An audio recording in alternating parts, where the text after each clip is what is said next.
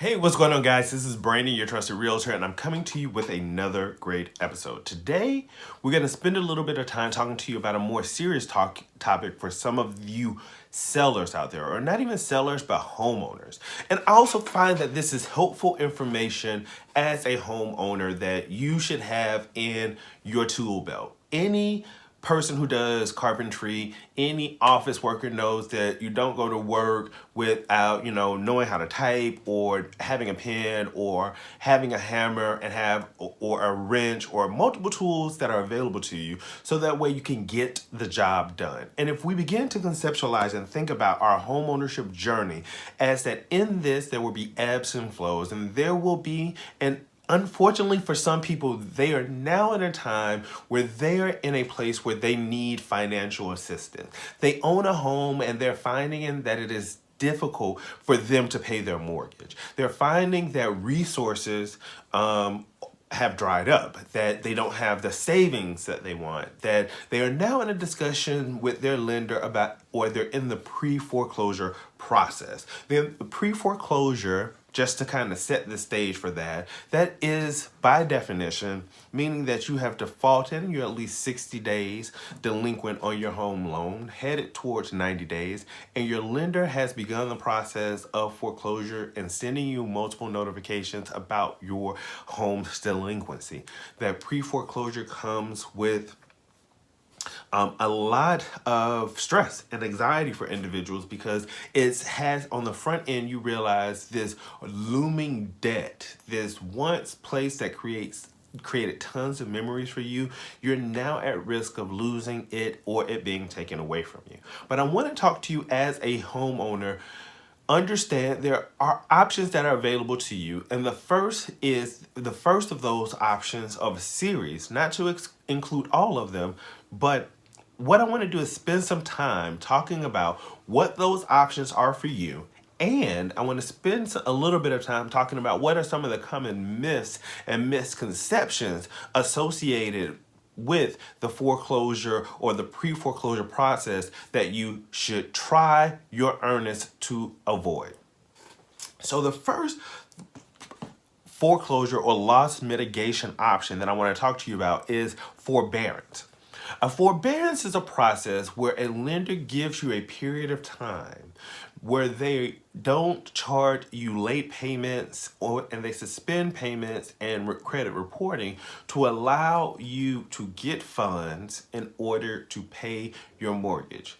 And this is on a case-by-case situation. In your situation, you typically need to reach out to the lender before you become delinquent and ask them if they will put you in a forbearance, understanding that you are either in between jobs or going to have a shortfall in your income that is going to adversely impact your ability to pay.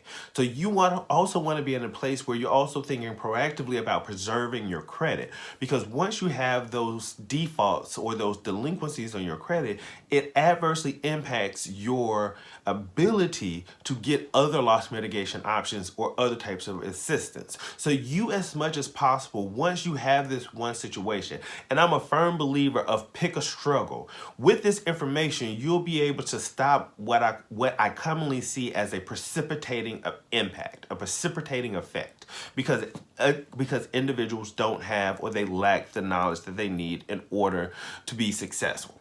Now, the next is a repayment plan. Now, a repayment plan is just what you think it is.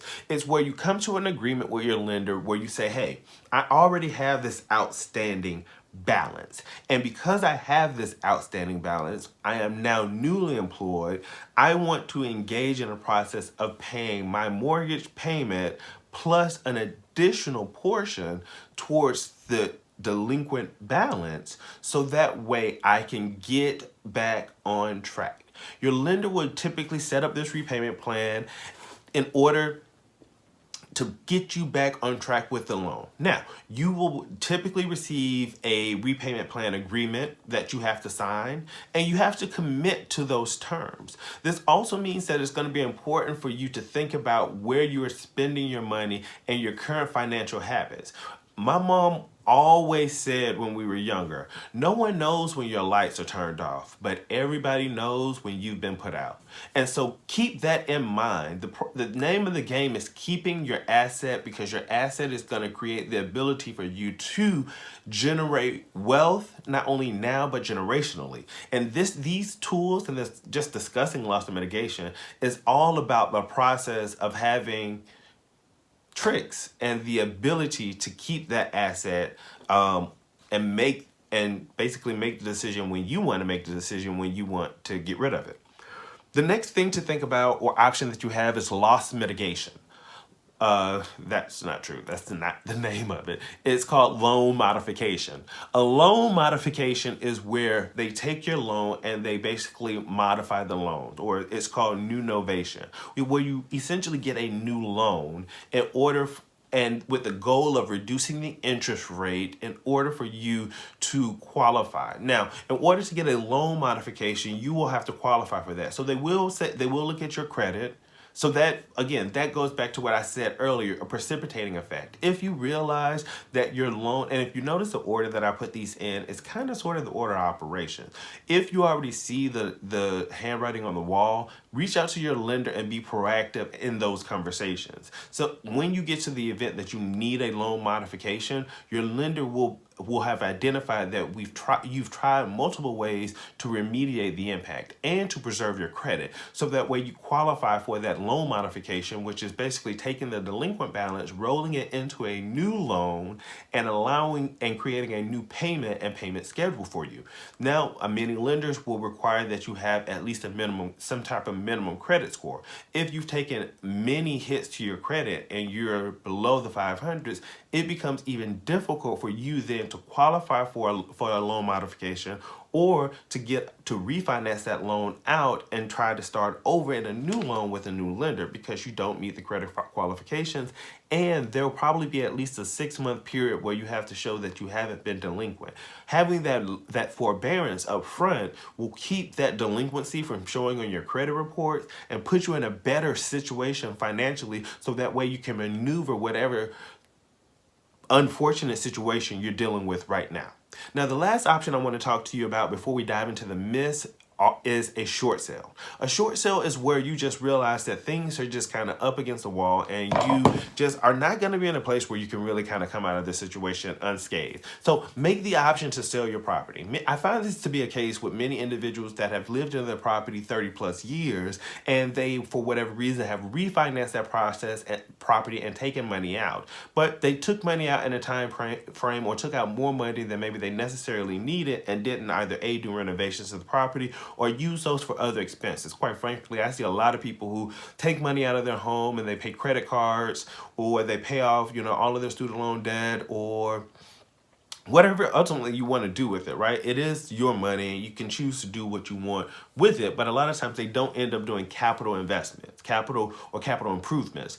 Those capital improvements being like changing, updating the roof, enhancing the kitchen, removing mirrors all over the house. Can't tell you how many times I've seen that. But those are example of things. Well, in life, it's choices, and I can spend a whole video talking to you about choices, and it's your choice, it's your home, it's your decision. I'm not getting into that. But you see that, but when it comes to valuation standpoint, that's where my opinion becomes relevant. And so when I see those type of things, you see that a short sale may just ultimately be the option that you have to look at. And in that situation, your lender will allow you to sell the property for less than what you owe on it, in order for them to net the money they need in order to make themselves whole and make the loan whole. You have to get permission from the lender. You have to be in a situation where there's repeated, or at least a history of potentially defaulting or you losing your home. Typically, the short sale comes right before foreclosure. So that's usually a very strong indication that the lender is teetering between, hey, you've been in this property a long time, 30, 40 years, and, we don't want to necessarily take it, but if we have to do it, we have to make ourselves whole. That's the legal agreement that we've entered into.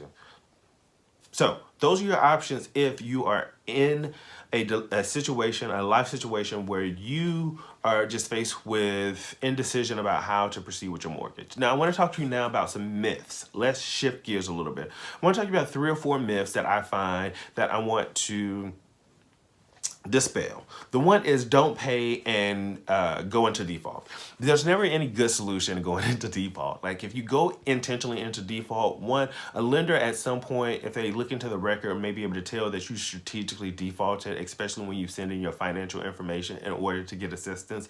Also, there's no benefit to that. I said earlier, nobody knows when your lights are out, but everyone knows when you get put out. So always pay your mortgage first. That should always be the priority over anything else. Also, going into default doesn't mean the lender is going to be more apt to help you or give you a loan modification. All of this is a process and a procedure. So just because your friend who is a street attorney down the road, she got a loan modification and was able to get the lenders to do it, her circumstances is different. Be honest with yourself. When people tell you stories about them being in default, that is tantamount to you believing everything that you see on Instagram or social media. People always put their best foot forward. They're not going to tell you that they also did this, but they listened to the lender and got a forbearance, so their credit score was above 680, so that way they could qualify for the. They're not going to tell you all those intimate, necessary pieces that led them on the exact same path. Your path is going to be different. Your employment and your circumstance is going to be different. So never strategically default or intentionally default on your property. The next myth I want to dispel is that the lender wants your house. The lender doesn't want your house. Lenders make loans in order for you to pay back the loan. The lender makes tenfold on the amortization of your loan. And I've talked before about amortization, so check out some of my other videos about that. But they already know in advance, once they make this loan, long as you continue to make this payment over the next 30 years, they're gonna make 3 or 4 times what the value of that house is, then some.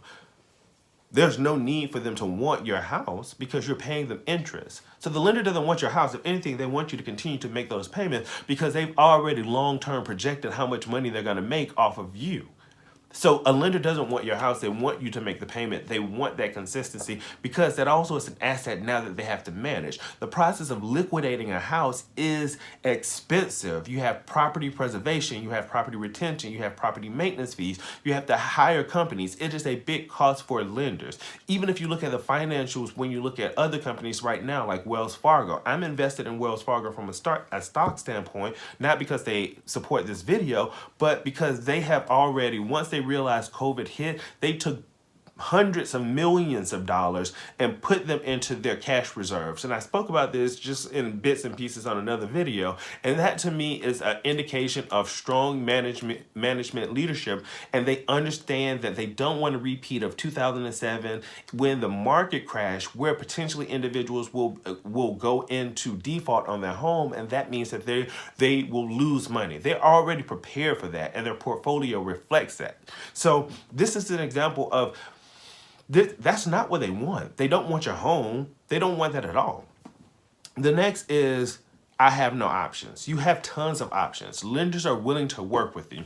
The one thing when I was a W-2 employee, I was a union president, and I would have people come to me as the union president, and they would say, hey, this is going on and that is going on.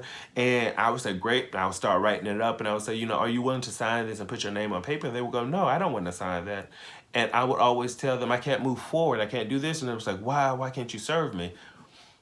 I can work for you, but I can't grow a backbone for you. You got to have that backbone to make that call. You got to have that backbone to put your name on paper. You got to have the backbone to own the situation, and you got to call that lender. Don't be afraid to call the lender and have the conversation with them, because they have a whole department that is set out for loss mitigation and resource assistance. They're going to send you letters. Don't ignore those letters. If you haven't done your financials, do your financials and do the package. Take the assistance that's offered and available to you, because what will happen is they will document that you did not take the assistance, and when you want to go in for a different type of assistance, you won't be eligible for it, because they keep a record of those transactions and those interactions. So you have tons of options. And the last thing I would like to say for you to remember is that there's a myth that I have nowhere to go. I have to stay in my home.